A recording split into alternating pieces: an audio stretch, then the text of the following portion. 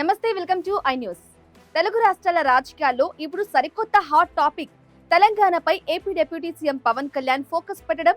ఆంధ్రప్రదేశ్ లో కూటమిని అధికారంలోకి తెచ్చిన జోష్ లో ఉన్న పవన్ ఇప్పుడు పొరుగు రాష్ట్రమైన తెలంగాణలోనూ జెండా పాతేందుకు సిద్ధమవుతున్నారు.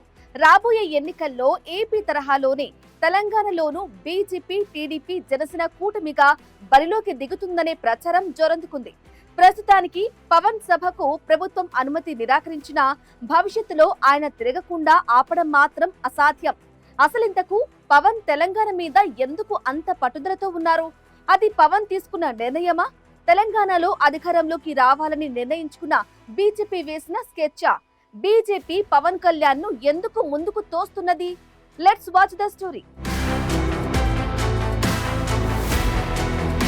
తెలంగాణ రాజకీయాల్లో జనసేనాని పవన్ కళ్యాణ్ నయా రోడ్ మ్యాప్ ఇప్పుడు తీవ్ర సంచలనంగా మారింది.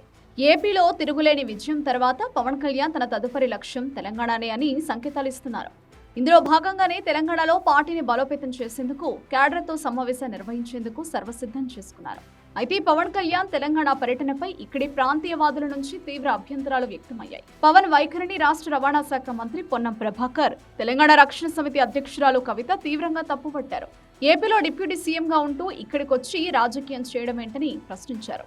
ఈ పొలిటికల్ హీట్ మధ్య శాంతి భద్రతల కారణాలను చూపుతూ పవన్ కళ్యాణ్ సభకు తెలంగాణ ప్రభుత్వం అనుమతి నిరాకరించడం రాజకీయ వర్గాల్లో పెద్ద దుమారానికి దారితీస్తుంది. దీనిపై పవన్ కళ్యాణ్ స్పందిస్తూ, ఈ దేశంలో ఎవరైనా ఎక్కడైనా సభలు పెట్టుకునే హక్కును రాజ్యాంగం కల్పించిందని, తనను అడ్డుకోవడం ప్రజాస్వామ్య విరుద్ధమని తేల్చి చెప్పారు. అయితే ఈ వ్యతిరేకత వెనుక అసలు పొలిటికల్ ఈక్వేషన్స్ వేరే ఉన్నాయనే టాక్ నడుస్తోంది. తెలంగాణలో పవన్ కళ్యాణ్ సామాజిక వర్గమైన కాపులు లక్షల సంఖ్యలో ఉన్నారు. ముఖ్యంగా గ్రేటర్ హైదరాబాద్, నిజామాబాద్, కరీంనగర్, వరంగల్ వంటి జిల్లాలో ఈ ఓటు బ్యాంకు కీలకంగా ఉంది. వీటికి తోడు మెగాస్టార్ చిరంజీవి, పవన్ కళ్యాణ్లకు తెలంగాణ వ్యాప్తంగా భారీగా ఉన్న అభిమాన గణం పార్టీకి అదనపు బలంగా మారే అవకాశం ఉంది.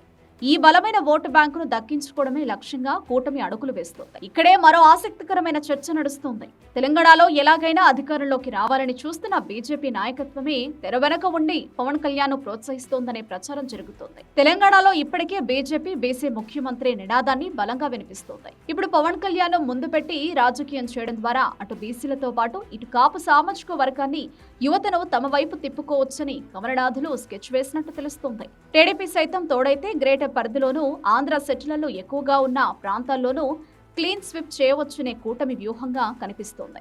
టీడీపీ వర్కింగ్ ప్రెసిడెంట్ లోకేష్ కూడా ఇటీవలే తెలంగాణలో తమ పార్టీని బలోపేతం చేస్తామని ప్రకటించారు. ఇందుకోసం తెలంగాణ నాయకత్వానికి దిశానిర్దేశం కూడా చేశారు. తెలుగుదేశం అభిమానులు, కమ్మ సామాజిక వర్గం ఎక్కువున్న ప్రాంతాల్లో టీడీపీని ముందు పెట్టారని, కాపులు ఎక్కువున్న ప్రాంతాల్లో పవన్ను ముందు పెట్టాలని బీజేపీ స్కెచ్ వేసినట్టు తెలుస్తోంది. మొత్తానికి అనుమతి నిరాకరణతో తెలంగాణలో పవన్ కళ్యాణ్ రాజకీయ పర్యటన ప్రస్తుతానికి ఆగినా మునుముందు ఈ పొలిటికల్ వార్ మరింత ముదిరేలా కనిపిస్తోంది. పవన్ ఎంట్రీని కాంగ్రెస్ ఎంతగా అడ్డుకుంటే కూటమికి అంత మైలేజ్ వస్తుందని బీజేపీ భావిస్తోంది. ఏపీ మాదిరిగానే తెలంగాణలోనూ కూటమి కట్టి బలమైన నాయకులను, జనాభా ఎక్కువున్న కులాలను తమ వైపుకు తిప్పుకోవాలనే బీజేపీ వ్యూహం కూడా స్పష్టంగానే కనిపిస్తుంది.